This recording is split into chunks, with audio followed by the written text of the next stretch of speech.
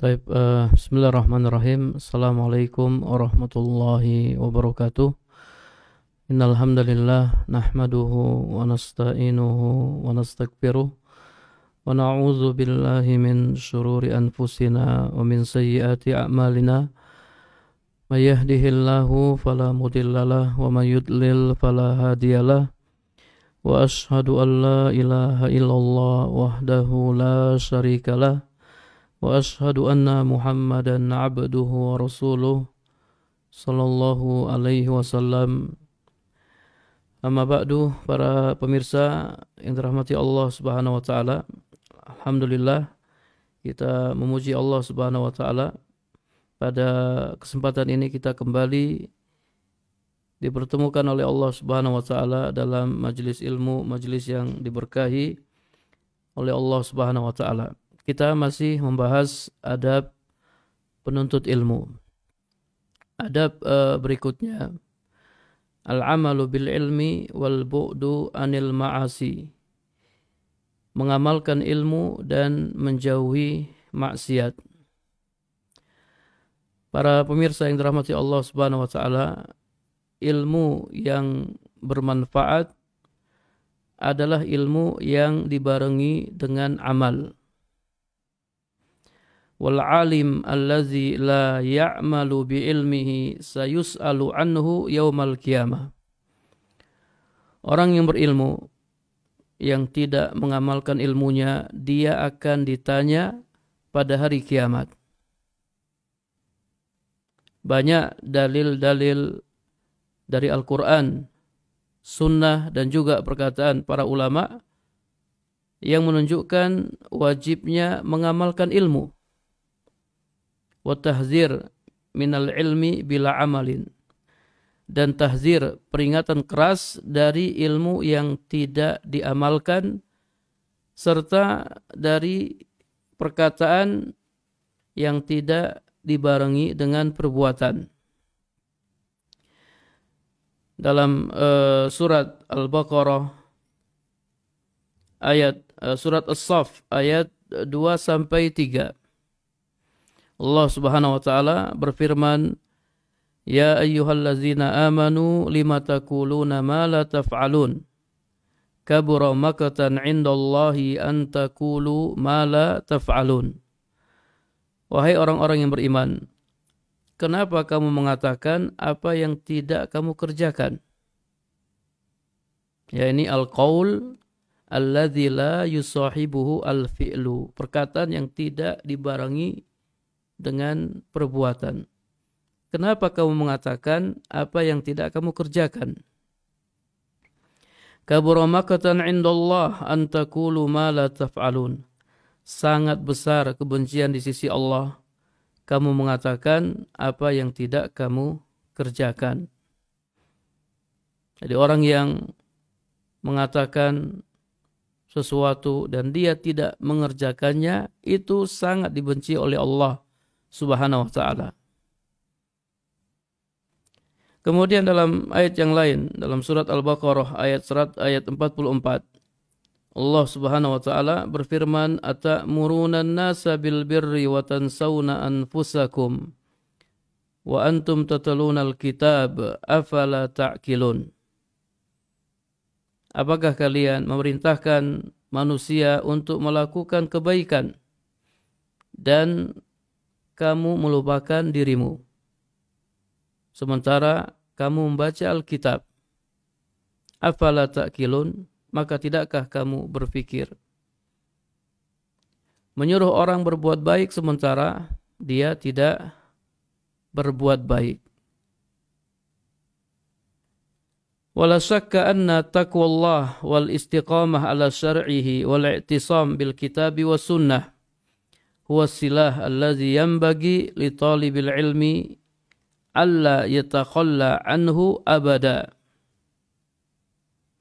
Tidak diragukan lagi bahwasanya bertakwa kepada Allah, istiqamah di atas syariatnya, dan berpegang teguh dengan Al-Quran dan Sunnah merupakan silah, senjata yang seharusnya tidak ditinggalkan oleh penuntut ilmu selama-lamanya.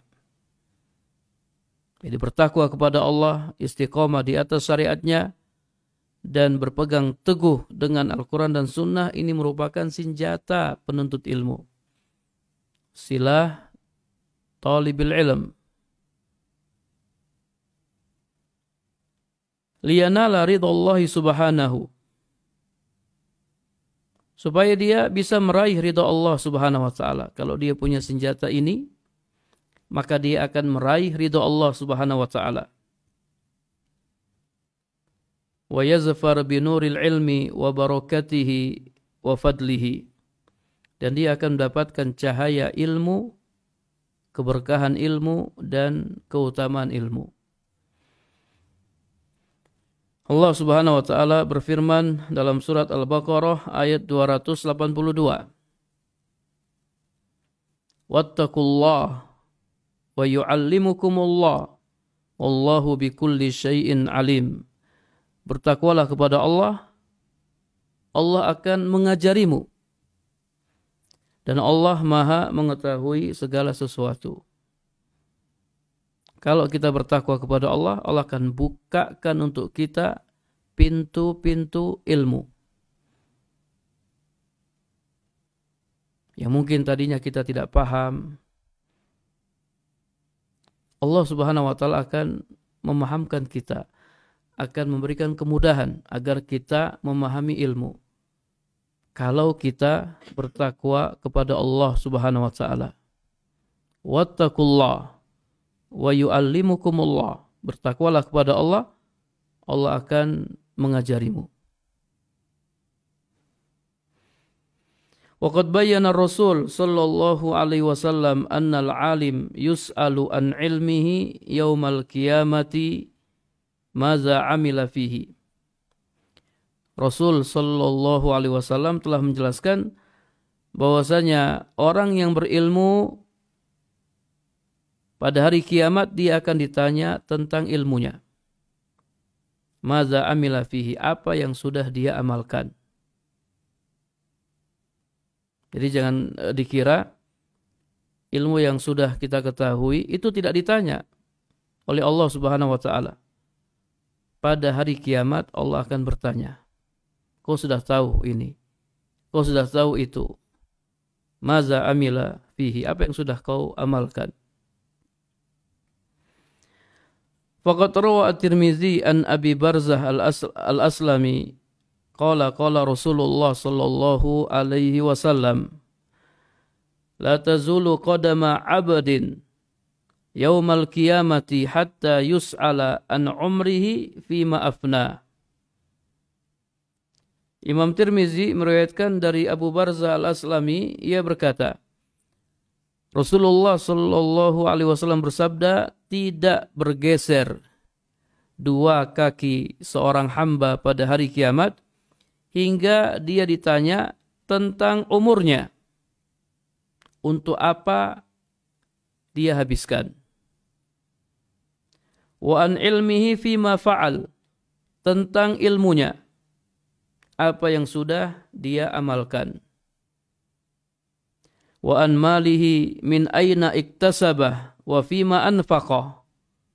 Kemudian akan ditanya tentang hartanya, dari mana ia peroleh dan kemana ia belanjakan. Wa an jismihi fima ablah, dan tentang tubuhnya, capek dan letihnya untuk apa. Nah, di antara yang ditanya, an ilmihi fima fa'al, tentang ilmunya, apa yang telah ia amalkan. Para pemirsa yang dirahmati Allah Subhanahu wa taala, jadi semua ilmu yang kita ketahui akan ditanya oleh Allah Subhanahu wa taala. Kita sudah mengamalkannya atau kita belum mengamalkannya. Wa rawa Muslimun an Usamah bin Zaid radhiyallahu anhu annahu qala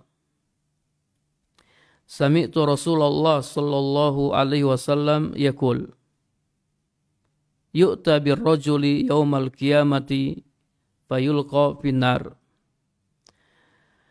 Imam Muslim meriwayatkan dari Usamah bin Zaid radhiyallahu anhuma bahwasanya ia berkata, aku pernah mendengar Rasulullah sallallahu alaihi wasallam bersabda, akan didatangkan pada hari kiamat seorang laki-laki. Fayulqa finnar, dia akan dilemparkan ke dalam neraka. Fatandaliku aktabu batanihi, hingga keluarlah isi perutnya. Fayaduru biha kama yadurul himar birroha. Kemudian ia mengelilinginya sebagaimana keledai mengelilingi tempat penggilingan. Fayajtami'u ilaihi ahlun nar.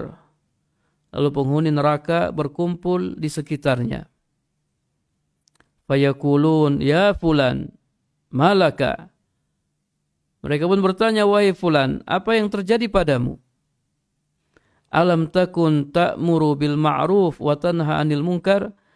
Bukankah engkau dahulu yang memerintahkan kebaikan dan melarang kemungkaran? Kok bisa kamu masuk neraka? Bukankah dulu kamu yang sering ngisi-ngisi kajian? Kamu yang sering memberikan nasihat, menyuruh berbuat baik dan melarang berbuat kemungkaran. Kenapa kamu bisa masuk neraka?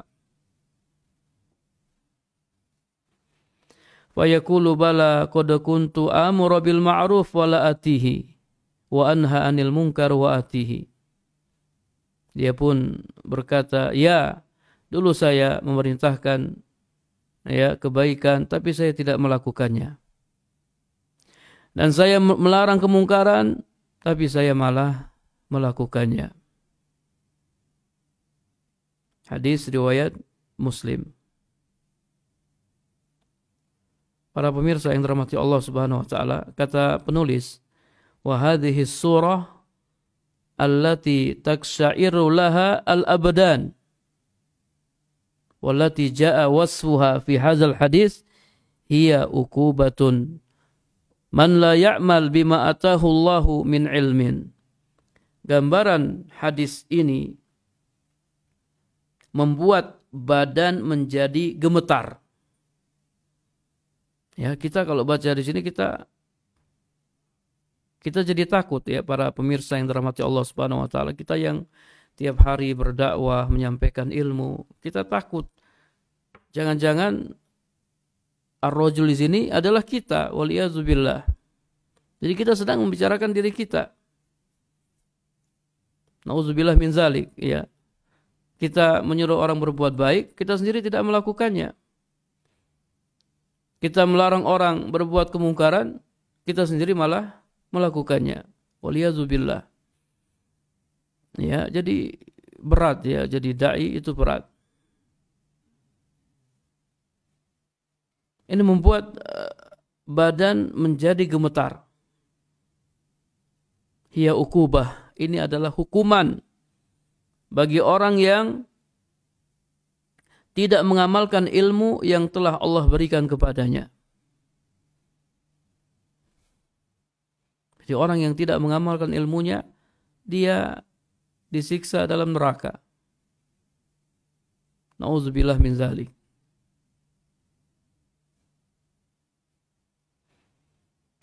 Wa innama yaktafi bi amrin nas wa nahyihim wa yatruk nafsahu litansaqo wara al-ma'asi fi ghaflatin an a'yunin nas. Dia hanya mencukupkan memerintahkan orang, melarang orang, dan dia biarkan dirinya terjerumus dalam kemaksiatan di saat orang-orang tidak melihatnya. Jadi kalau di hadapan jamaah, Masya Allah, ya udah kayak malaikat. Tapi ketika dia sendiri, tidak ada orang melihatnya, dia malah bermaksiat. Waliyazubillah. Hati-hati ya. Walakin Allah Subhanahu wa taala la takhfa alaihi khafiyah. Tetapi Allah Subhanahu wa taala enggak ada yang samar baginya. Jadi orang tidak melihatnya, tapi Allah Subhanahu wa taala melihatnya.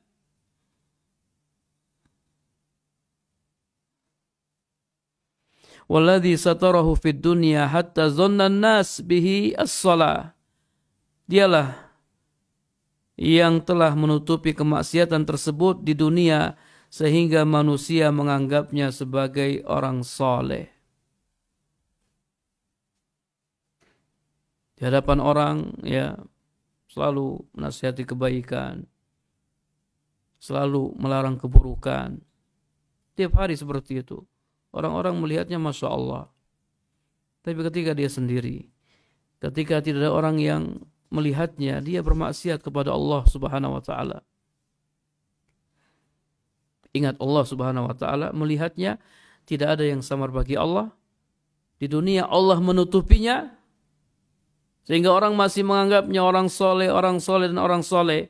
Tapi nanti pada hari kiamat, yafdahuhu yaumal qiyamah ala ru'usil ashad. Pada hari kiamat Allah Subhanahu wa taala akan membuka kejelekannya di hadapan seluruh makhluk. Kalau tidak ketahuan di dunia, maka pasti akan ketahuan di akhirat, di hadapan seluruh makhluk.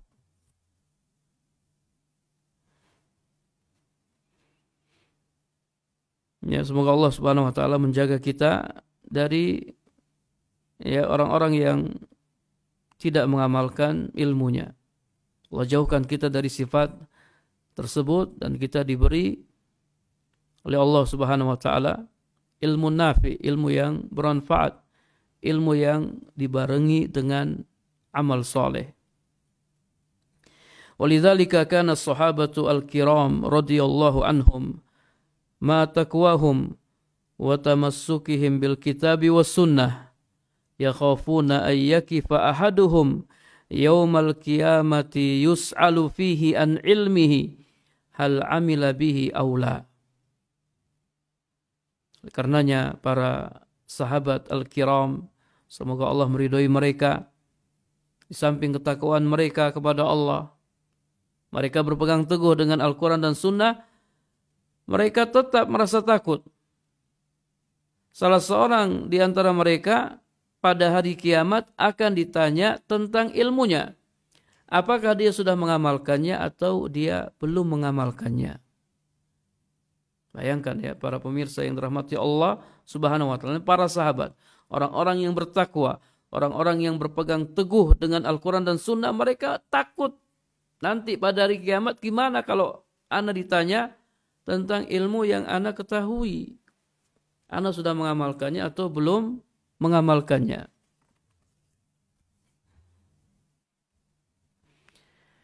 Kita lihat dari Abu Darda radhiyallahu anhu, ia berkata, "Innama akhafu ayyuqala li yaumal qiyamah a'alimta au jahilta." Sesungguhnya aku takut pada hari kiamat aku akan ditanya, apakah engkau mengetahui atau engkau tidak mengetahui? Lalu aku mengatakan, alimtu, aku mengetahui. Fala tabqa ayatun min kitabillahi azza wa jal amirah au zajirah illa ja'atni tas'aluni faridataha. Maka ayat yang memerintahkan, maka tidak ada satupun ayat dari kitabullah yang memerintahkan atau melarang kecuali dia akan datang kepadaku dan bertanya tentang konsekuensinya. Fasa'alani al-amirah hal i'tamarta waz-zajirah hal isdajarta. Ayat yang memerintahkan bertanya kepadaku, apakah engkau telah mengerjakan? Dan ayat yang melarang akan bertanya kepadaku, apakah engkau telah meninggalkan? Fa'a'udzu billah min ilmin la yanfa'. Aku berlindung kepada Allah dari ilmu yang tidak bermanfaat. Ya, terkadang kita baca, kita sudah tahu, kita sudah hafal ayatnya. Wala taqrabuz zina. Jangan dekati zina. Innahu kana fahisyatan wa sa'a sabila. Zina itu perbuatan keji, dan seburuk-buruk jalan. Kita sudah tahu ayatnya. Tidak boleh mendekati zina. Segala sesuatu yang bisa mengantarkan kepada zina hukumnya haram. Namun mungkin sebagian orang ya masih berzina, masih berusaha mendekati zina. Padahal dia sudah tahu ayat ini. Nanti kelak pada hari kiamat ini akan datang dan bertanya kepadanya, apakah engkau telah meninggalkan? Kau sudah tahu zina itu haram. Atau mungkin ayat tentang riba. Wa ahallallahu al-bai'a wa harrama riba. Allah halalkan jual beli dan Allah haramkan riba. Kita sudah tahu riba itu haram. Nanti ayat itu akan datang dan dia akan nanya, apakah engkau sudah tinggalkan? Jadi setiap ayat yang kita ketahui, ya, ayat yang memberitakan sesuatu atau ayat yang melarang sesuatu, ayat-ayat itu akan datang dan bertanya kepada kita. Ini yang ditakutkan oleh sahabat Abu Darda. Abu Darda, Masya Allah, sahabat yang bertakwa kepada Allah Subhanahu wa Ta'ala, yang berpegang teguh dengan Al-Quran dan Sunnah, tapi dia takut, dia akan ditanya tentang ilmu yang dia ketahui. Wa anhu radhiyallahu anhu annahu qala la takunu aliman hatta takuna bil ilmi amilan. Abu Darda radhiyallahu anhu pernah berkata, engkau tidak akan menjadi orang alim yang sesungguhnya sampai engkau mengamalkan ilmumu. Jadi orang yang berilmu itu orang yang berilmu dan dia mengamalkan ilmunya. Adapun orang yang berilmu tapi dia tidak mengamalkan ilmunya, dia bukan orang alim. Walaupun ilmunya selangit. Namun kalau dia tidak mengamalkan ilmunya, dia bukan orang alim. Dia orang jahil. Perkataan Abu Darda ini semakna dengan perkataan Fudail bin Iyad. Fudail bin Iyad pernah berkata, la yazalul alim jahilan bima alima hatta ya'mala bihi. Fa idza amila bihi kana aliman. Orang alim, orang yang berilmu, senantiasa dianggap bodoh hingga dia mengamalkan ilmunya. Kalau dia mengamalkan ilmunya, maka barulah dia menjadi orang alim.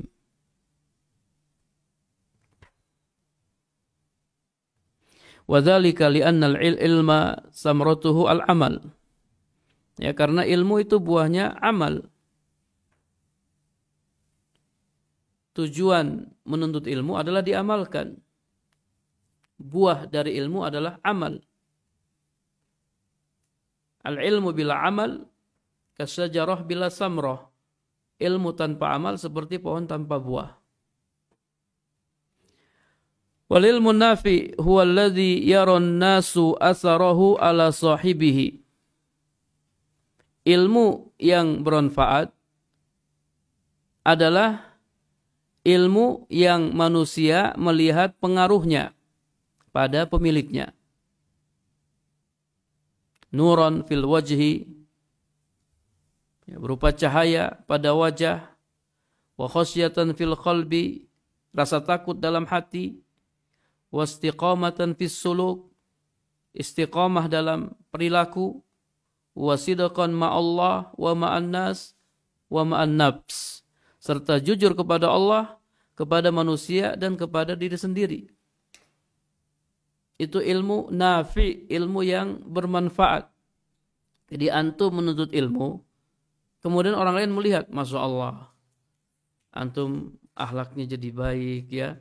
Akhlak kepada orang tua jadi baik, akhlak kepada istri jadi baik, akhlak kepada anak baik, akhlak kepada tetangga baik, semakin takut kepada Allah. Itulah ilmu yang bermanfaat. Jadi ada asarnya, ada bekasnya, ada pengaruhnya. Yang tadinya dia tidak baik, setelah dia ngaji, Masya Allah, dia jadi baik, dia jadi orang soleh. Yang tadinya dia suka melawan sama orang tuanya, setelah menuntut ilmu dia jadi anak yang berbakti. Yang tadinya dia tidak tanggung jawab sama istrinya, setelah dia menuntut ilmu, dia ngaji, dia jadi suami yang bertanggung jawab. Ini ilmu nafi, ilmu yang bermanfaat. Jadi kalau misalnya ada orang ngaji ya, ngaji tiap hari ngaji.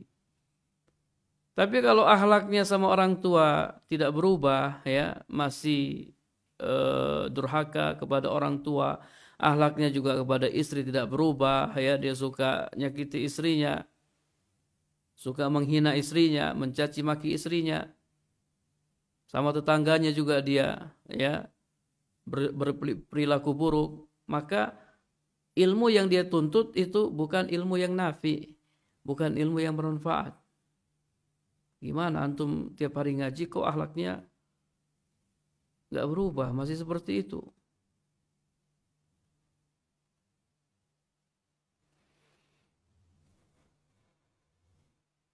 Jadi ilmu yang bermanfaat adalah ilmu yang ada hasilnya, ada buahnya.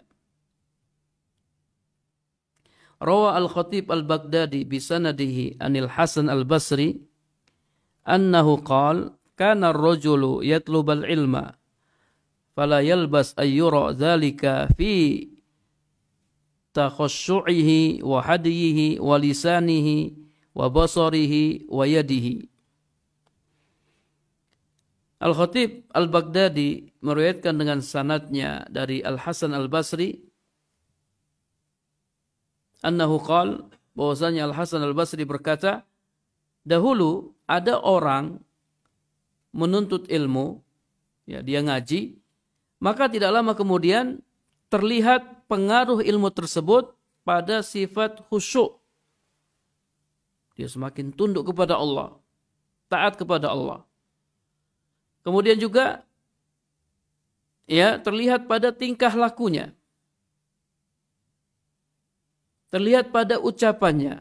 Ucapannya Masya Allah, baik, lembut, sopan. Terlihat pada pandangannya. Dan pada perbuatannya.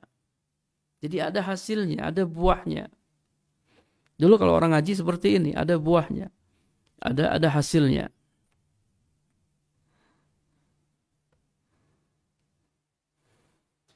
Ya, jadi ini jadi pelajaran bagi kita semua, ya kita yang sudah ngaji ya bertahun-tahun. Ya, apakah ada perubahan atau tidak ada perubahan ya akhlak kita kepada orang tua, kepada istri, kepada anak, kepada tetangga, kepada teman-teman ya. Coba kita lihat. Ya, jangan sampai muamalah kita masih sama seperti dulu. Jadi ada orang rajin ngaji. Ya, tapi dia enggak bayar utang, ya.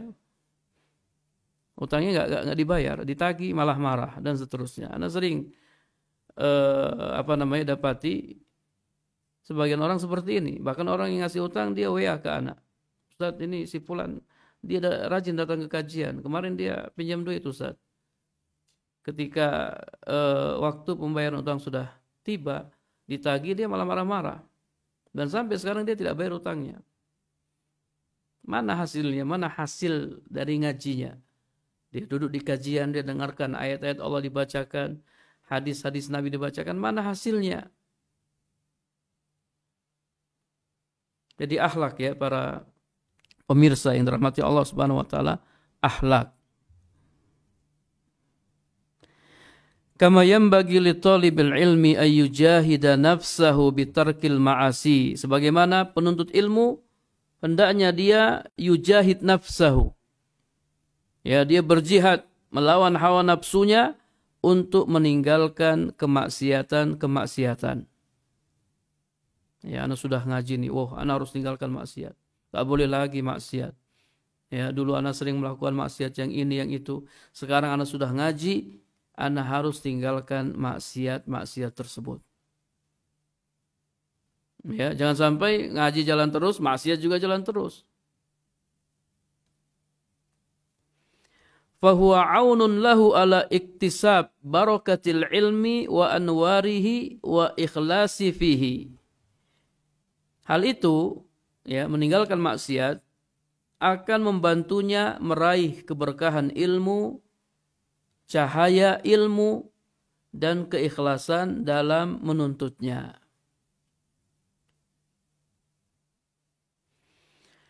Li'anna lil ma'asi zulmatan fil qalbi. Karena kemaksiatan itu bisa membuat hati menjadi gelap. Wal qalbul muzlim la makana fihi linuril ilmi. Hati yang gelap tidak ada tempat di dalamnya bagi cahaya ilmu. Ya, jadi nanti jatuhnya ya dia menuntut ilmu, tapi dia nggak paham-paham. Ya, karena tadi dia masih melakukan maksiat, nggak paham-paham. Kemudian juga menghafalkan ilmu, hafalannya susah masuk, hafalannya lemah. Karena dia masih suka bermaksiat. Jadi nggak ada tempat di dalam hati yang gelap, hati yang suka bermaksiat, linuril ilmi, bagi cahaya ilmu, illa bitaubati, kecuali dengan bertobat dan jujur kepada Allah Subhanahu wa taala. Ya, segera bertobat kepada Allah Subhanahu wa taala. Orang yang masih bermaksiat, ya, teman-teman yang sudah ngaji, yang rajin datang ke majelis ta'lim, yang masih bermaksiat, segera bertobat kepada Allah Subhanahu wa taala. Kalau tidak, ilmu yang antum tuntut tidak berkah. Walaqad kana salafus salih yudrikuna anna tarkal ma'asi asasun la budda minhu litahsilil ilmi wa hifzihi wa tamakkun minhu wa adam nisyanihi. Dahulu ya salafus saleh mereka memandang bahwasanya meninggalkan maksiat itu adalah asas yang harus ya dilakukan. Litahsilil ilmi, untuk menghasilkan ilmu dan menghafalnya serta menguasainya, wa adam nisyani, dan tidak lupa. Jadi meninggalkan maksiat itu asas, ya, itu asas. Kalau kita ingin paham ilmu, kita ingin hafal ilmu, kita ingin tidak lupa ilmu, maka tinggalkanlah maksiat.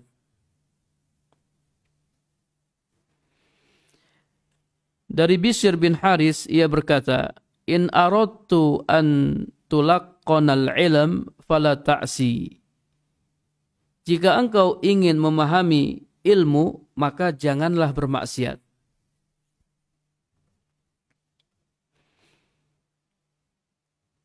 Ya, jika engkau ingin memahami ilmu, maka janganlah bermaksiat. Karena terkadang ditanya oleh para jamaah atau para santri, Ustaz, kok anak nggak paham-paham, Ustaz? Ya, udah diulang-ulang tapi nggak masuk-masuk, Ustaz, nggak paham. Coba, ya, jangan-jangan masih ada maksiat yang antum lakukan. Coba tinggalkan maksiat tersebut, antum akan paham. Wa anil Qasim bin Abdurrahman qala Abdullah, inni la ahsabur rajul yunsil ilma bil khati'ati ya'maluha. Dari Qasim bin Abdurrahman, ia berkata, Abdullah berkata, sesungguhnya aku menganggap seseorang dia lupa ilmu karena kesalahan yang dia lakukan. Ya, lupa ilmu yang itu, lupa ilmu yang ini. Ya, padahal Ustaz sudah menyampaikannya. Apa ya dulu Ustaz pernah sampaikan, kok anak lupa, kok anak nggak paham. Penyebabnya karena maksiat, karena dosa yang dilakukan. Wa mimma yu'siru fi dzalik anna al-Imam Asy-Syafi'i rahimallahu taala wa huwa al-masyhur bi sur'atil hifzi syaka ila syaikhihi Waki' anna al-hifza tabata'a alaihi yauman. Ada sebuah asar ya terkait hal ini dari Imam Asy-Syafi'i rahimahullah. Jadi Imam Syafi'i ini dikenal orang yang cepat hafalannya, orang yang kuat hafalannya. Suatu saat dia mengadu kepada gurunya Waki. Hafalannya lambat.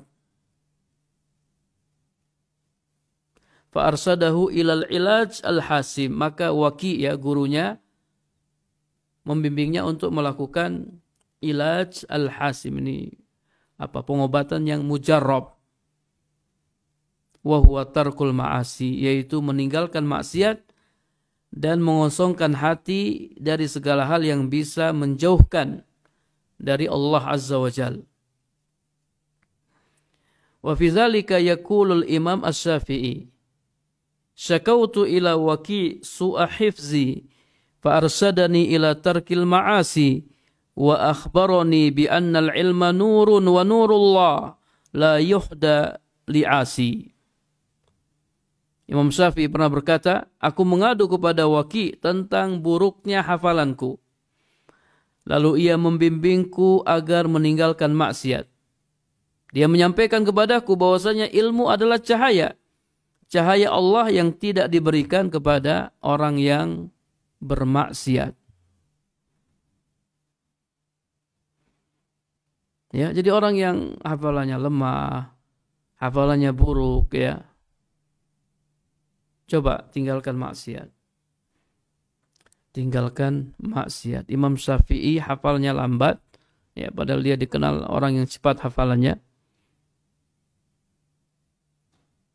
Gurunya membimbingnya untuk meninggalkan maksiat. Coba tinggalkan maksiat. Ini obat yang mujarab, solusi yang tepat. Tinggalkan maksiat. Jarrib, ya, jarrib tajid. Coba. Niscaya antum akan dapati apa yang disampaikan oleh para ulama benar adanya. Meninggalkan maksiat itu bisa menguatkan hafalan.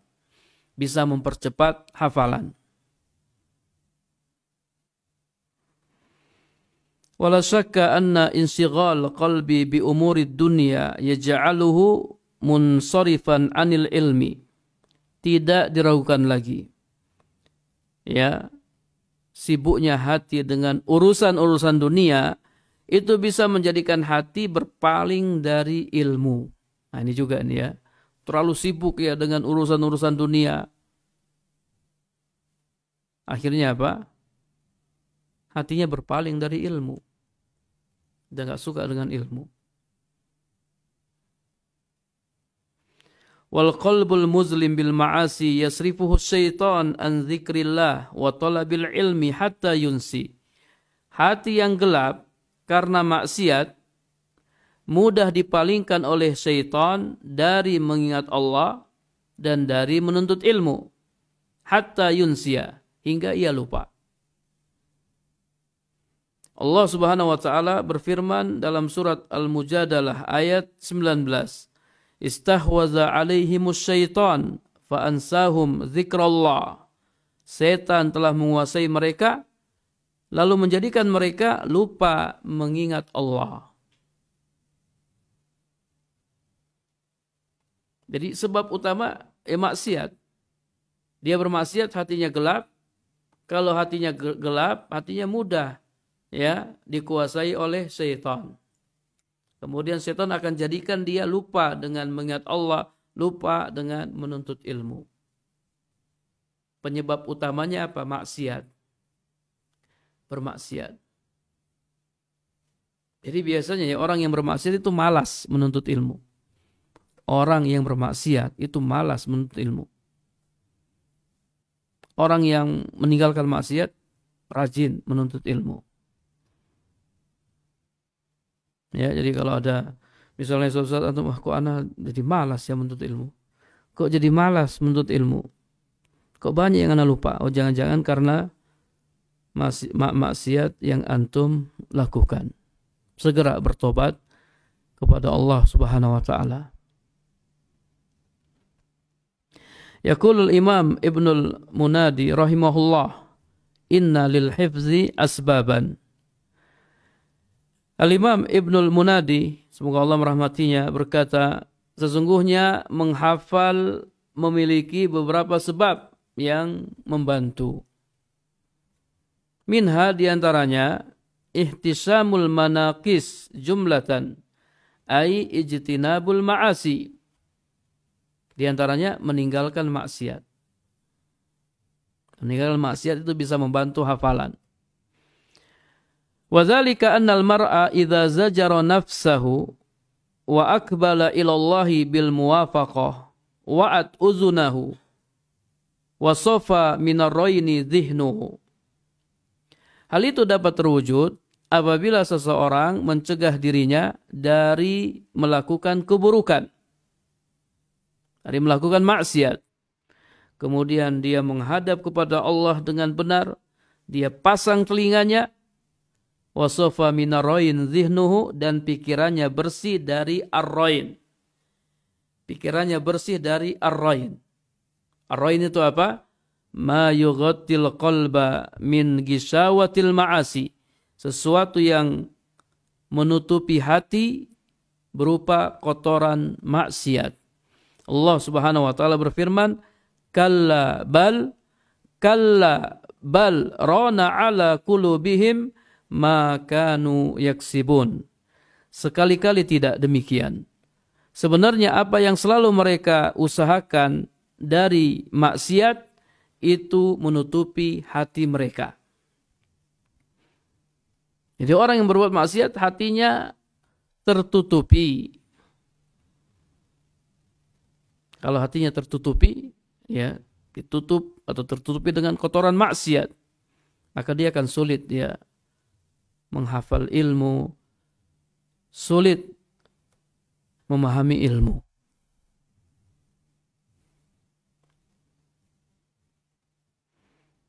Kemudian kata penulis, oleh karenanya hendaknya ya para penuntut ilmu kita semua ya introspeksi diri. Kita introspeksi diri semua ya. Yang penuntut ilmu, kemudian juga ustadznya, semuanya kita introspeksi diri ya. Jangan-jangan selama ini kita sulit memahami ilmu ya, hafalan kita lemah ya karena kemaksiatan yang kita lakukan. Jangan ya selama ini kita malas ya datang ke majelis ilmu karena maksiat yang kita lakukan. Ya, segera bertobat kepada Allah Subhanahu wa taala ya. Mudah-mudahan Allah Subhanahu wa taala menjadikan kita cinta kepada ilmu. Hati kita cinta kepada ilmu. Kalau kita tidak datang ke majelis ilmu, kita jadi rindu ya, jadi kangen, pingin segera ke majelis ilmu. Wallahu a'lam bishawab. Ini barangkali yang bisa kami sampaikan tentang adab ya penuntut ilmu, mengamalkan ilmu dan menjauhi maksiat. Kalau ada pertanyaan ya kami persilahkan. Bismillah, izin bertanya Ustadz, lebih penting manakah dan yang lebih utama antara hadir di kajian tablik akbar ataukah hadir di kajian rutin? Naam ya, para jamaah yang dirahmati Allah Subhanahu wa taala, ya selama itu masih ya kajian ya, masih dalam suasana menuntut ilmu, maka dua-duanya utama. Ya, dua-duanya utama. Ada yang mungkin ya dia pingin datang ke tablik akbar, ya silahkan dia datang ke tablik akbar. Ada yang mungkin dia lebih senang datang ke kajian rutin karena dia tidak mau ketinggalan. Dia sudah menuntut ilmu secara tertib ya. Dia tidak mau ketinggalan, dia datang ke majelis taklim. Ini juga tidak mengapa. Yang terpenting adalah kita ikhlas ya dalam menuntut ilmu. Ya, jadi yang datang ke tablik akbar silahkan, yang datang ke kajian rutin juga silahkan. Ya, biasanya tablik akbar itu kan hanya sesekali ya, hanya sesekali. Mungkin dia ingin dapat ilmu yang baru ya, atau dia ingin ketemu teman-teman ya, karena biasanya tablik akbar itu yang datang banyak ya, maka silahkan dia datang ke tablik akbar. Tapi jangan sampai hanya tablik akbar tok yang dia datang ya, sementara kajian rutin dia tidak pernah datang. Karena yang terpenting itu ya kajian rutin itu, kajian yang tiap hari. Ya, menuntut ilmu itu tiap hari, bukan hanya sekali-sekali. Kalau ada tablik akbar dia baru berangkat ke kajian. Kalau tidak ada tablik akbar dia tidak berangkat ke kajian. Padahal kajian rutin banyak di sekitarnya. Ya, ini yang yang tidak dibenarkan atau tidak tepat. Datang ke kajian-kajian rutin, karena menuntut ilmu itu terus, ya, menuntut ilmu terus setiap hari sampai kapan? Sampai kita meninggal dunia. Sampai kita meninggal dunia. Wallahu a'lam bishawab. Bismillah. Mohon kiat-kiatnya Ustadz agar senantiasa bersemangat dalam beramal. Nah, ya, kiat-kiatnya tadi ya, kita dengarkan ayat-ayat yang mengancam ya orang-orang yang tidak mengamalkan ilmunya. Ingat ya, orang yang tidak mengamalkan ilmunya itu dibenci oleh Allah Subhanahu wa taala. Kabura maqtan indallah, sangat besar kebencian di sisi Allah. Ya, orang yang tidak mengamalkan ilmunya. Dan orang yang tidak mengamalkan ilmunya itu ancamannya neraka. Ini bukan dosa kecil, ini dosa besar. Ancamannya neraka. Tadi sudah kita sampaikan, orang yang dilemparkan dalam neraka dalam keadaan keluar isi perutnya. Ya, karena dia tidak mengamalkan ilmunya. Kemudian juga ya harus kita pahami bahwasanya ilmu yang kita ketahui itu bakal ditanya oleh Allah Subhanahu wa taala. Semua ilmu yang kita ketahui akan ditanya oleh Allah. Kita sudah mengamalkannya atau belum mengamalkannya. Nah, ini harus kita pahami. Dan ingat, ilmu yang bermanfaat itu ilmu yang diamalkan. Itu ilmu yang bermanfaat. Ya, kalau kita tahu hal-hal seperti ini, insya Allah akan mendorong kita untuk mengamalkan ilmu kita. Dan juga kita baca ya, bagaimana salafus saleh, bagaimana mereka dalam menuntut ilmu dan mengamalkannya. Salafun saleh ya, mereka tidak hanya menuntut ilmu kemudian sudah selesai, tidak. Mereka menuntut ilmu dan mereka mengamalkannya. Ya, siapa yang kita ikuti kalau bukan mereka? Ya, Allahu a'lam bishawab. Assalamualaikum Ustadz. Afwan izin bertanya, apakah di bulan Ramadan lebih utama beribadah daripada menuntut ilmu? Jazakallahu khairan. Nah, ya, untuk di bulan Ramadan ya, sana ada kewajiban, ada amalan yang sangat utama, yaitu puasa ya di bulan Ramadan. Kalau ada yang bertanya, amalan apakah yang paling utama di bulan Ramadan? Ya puasa. Tidak ada amalan yang lebih utama daripada amalan puasa. Kemudian juga ya membaca Al-Quran. Sebagian ulama ada yang mereka tutup ya majelisnya, tutup kajiannya supaya bisa fokus membaca Al-Quran. Bulan Ramadan ya dikenal Syahrul Quran. Karena pada bulan Ramadan Allah Subhanahu wa taala menurunkan Al-Quran. Syahrul Ramadan allazi unzila fihi Al-Quran hudal linnas. Jadi rajin membaca Al-Quran. Ya, tapi tidak mengapa kalau seandainya di bulan Ramadan kita tetap kajian, ya kajian tetap diadakan. Ya mungkin kajian menjelang buka puasa ya, atau ya kalau di tempat kita ada kajian antara Isya dan Tarawih ya. Jadi memanfaatkan berkumpulnya kaum muslimin kemudian menyampaikan kajian tidak lama, paling 7 menit atau mungkin ba'da subuh dan seterusnya. Ya, jadi kita masih sempat untuk ngaji dan kita juga sempat untuk menghatamkan Al-Quran. Kalau kita bisa melakukan banyak amalan-amalan di bulan Ramadan, tentu itu lebih utama. Ya, tentu itu lebih utama, bisa menghatamkan Al-Quran, bisa menuntut ilmu, kemudian bisa puasa, bisa sholat tarawih, ya, bisa sholat witir, ya. Semakin banyak kebaikan yang kita lakukan, tentunya lebih utama. Allahu a'lam bishawab. Bismillah. Assalamualaikum Ustadz. Jika kita pernah bermaksiat ketika bersendirian dan saat ini sudah ditaubati, apakah kelak tetap dibuka oleh Allah di hari kiamat? Naam, ya. Jadi dosa yang kita taubati dan Allah mengampuninya itu akan ditutup oleh Allah. Ya, di antara makna maghfirah ya ditutup. Allah akan tutup dosa itu dan Allah tidak buka dosa itu. Oleh karenanya bertobat dari maksiat semua. Hukum bertobat dari jadi bertobat itu dari semua kemaksiatan. Bertobat dari semua dosa dan maksiat. Kalau seandainya ada orang yang bertobat dari sebagian dosa, sebagian maksiat, sementara dia masih melakukan maksiat yang lain, maka tobatnya sah. Tobatnya tetap sah. Tapi dia bukan orang yang bertobat yang sempurna. Orang yang bertobat yang sempurna adalah orang yang bertobat dari seluruh dosa-dosa. Ya, walaupun bertobat dari satu maksiat dan masih melakukan maksiat yang lain, itu tobatnya sah ya di sisi Allah Subhanahu wa taala selama dia penuhi syarat-syarat bertobat. Ya, jadi dosa yang sudah kita tobati itu tidak akan dibuka oleh Allah Subhanahu wa taala. Akan ditutup oleh Allah Subhanahu wa taala. Wallahu a'lam bishawab.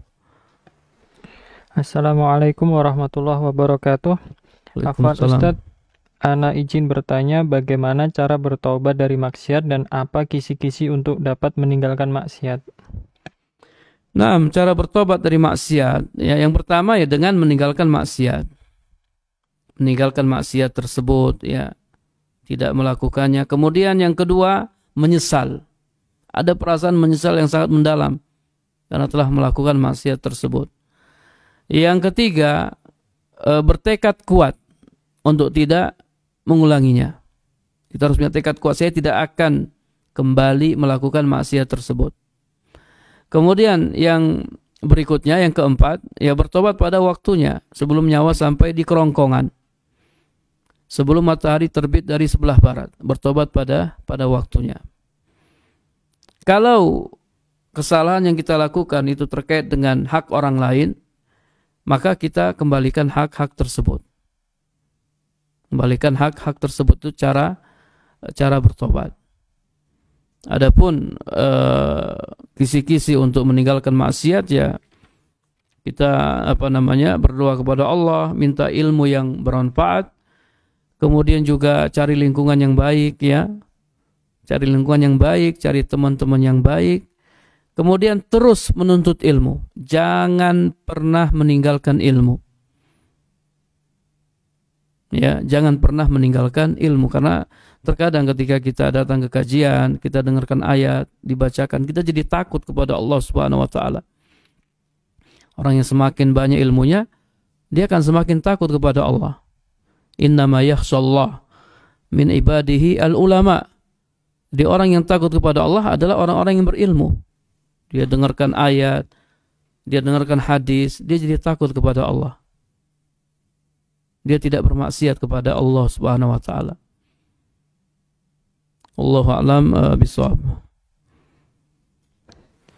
Bismillah, Ustadz mau tanya. Saya suka dengerin ilmu berdasarkan Al-Quran, seperti Ustadz jelaskan setiap kali live. Tapi jujur, saya sudah lama sekali tidak pernah pergi ke kajian ataupun ke pengajian, karena banyak hal. Bagaimana Ustadz jika hanya dengar kajian online saja? Naam ya, para jamaah yang dirahmati Allah Subhanahu wa taala. Ya, dalam hadis ya, kalau kita baca hadis Nabi sallallahu alaihi wasallam tentang keutamaan menuntut ilmu, Nabi sallallahu alaihi wasallam bersabda, "Man salaka tariqan yaltamisu fihi ilman sahalallahu lahu bihi tariqan ilal jannah." Barang siapa meniti suatu jalan dalam rangka mencari ilmu, maka Allah Subhanahu wa taala akan memudahkan baginya jalan menuju surga. Jadi salaka tariqan. Kata para ulama, salaka tariqan ya benar-benar dia menempuh jalan, al-masyu bil aqdam, entah dia jalan kaki, ya pergi ke majelis ilmu, atau dia naik kendaraan pergi ke majelis ilmu. Apa keutamaannya? Orang yang salaka tariqan, dia pergi ke majelis ilmu, sahalallahu lahu bihi tariqan ilal jannah. Allah akan mudahkan dia ya jalan menuju surga.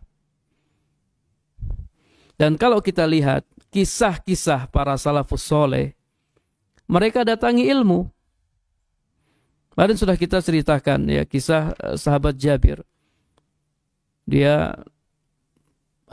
mendengar di sana ada orang yang punya hadis, maka dia pun melakukan rihlah, melakukan perjalanan selama 1 bulan hanya untuk mendengarkan satu hadis.